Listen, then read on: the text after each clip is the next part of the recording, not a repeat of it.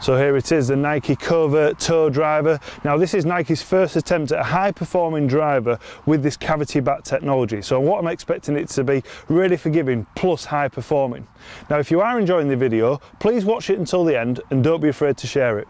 Let's give it a go. So I've got the flight scope switched on, ready to go. Let's try this first one. Now just as I put the club down behind the ball, it's got this obviously this red look in the head that I feel looks quite stylish, and you've got the swoosh on the heel that I mentioned in the standard Covert driver head, that it just reminds you to come from the inside. So I quite like that really. But the face, it seems quite deep as well, and it is a smaller head. It is a 430 head size, so it does seem quite compact, but it feels like you're able to really work the ball and maneuver. It feels quite easy to maneuver the club. Anyway, let's try this first one, see how the readings are.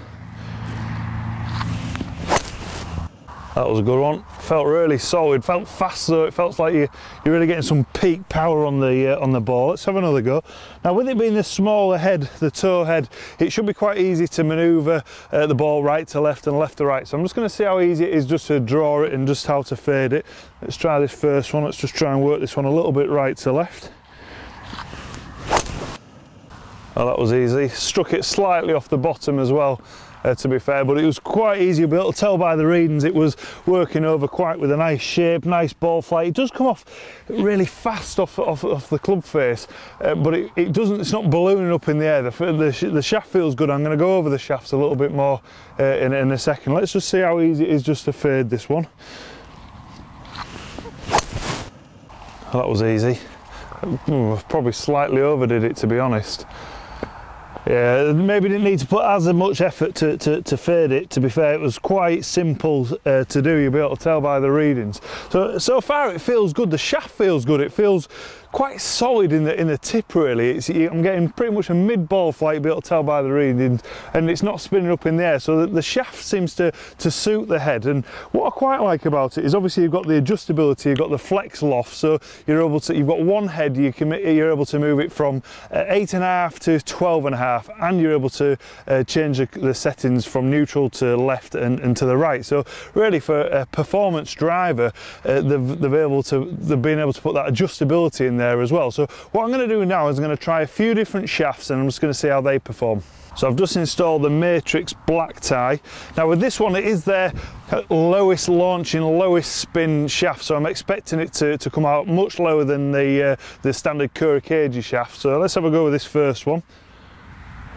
Definitely feels quite firm as well. Let's try this first one, see how the readings are. I'll rip that one. A little bit of movement right to left. Felt like a poker though compared to the Kurokage shaft. It felt like you could really struggle to get the ball up in the air. You'll be able to tell by my readings it has actually flowed quite low. There wasn't much spin on it as well. So if you do struggle keeping the ball low, then you definitely want to have a try with the black tie. Now I'm going to try the Fujikura Fuel shaft. So I've just installed the Fujikura Fuel shaft. Now this one I'm expecting it to perform very much like the Kurokage shaft, the standard shaft, maybe slightly lower in launch, but it should be very much the same. So let's just see how it feels. That felt good. Pretty much straight down the target line.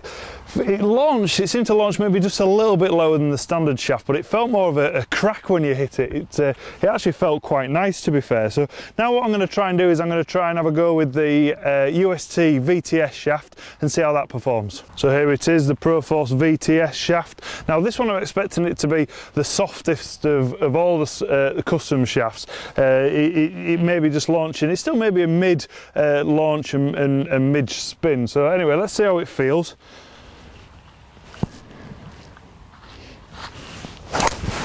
That was good, felt soft, pretty much straight down the target line though.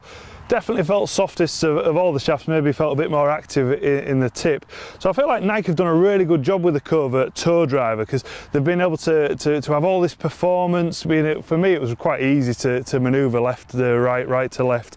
Maybe overdid it actually when I tried to fade it. And that, you normally find it's quite hard nowadays to actually hit the ball with shape, because it's all designed to try and hit the ball as straight as possible. So you've got all that performance, you've got the low spin head, and you've got all the adjustability as well, so you've got like the best of both worlds. So I feel like Nike have done a really good job. I'm going to give them a 5-star. I hope you've enjoyed my review of the new Nike Covert toe driver. If you have, then please give me those thumbs up. If you'd like me to review any more equipment, then place some comments below or inbox me. Thanks for watching.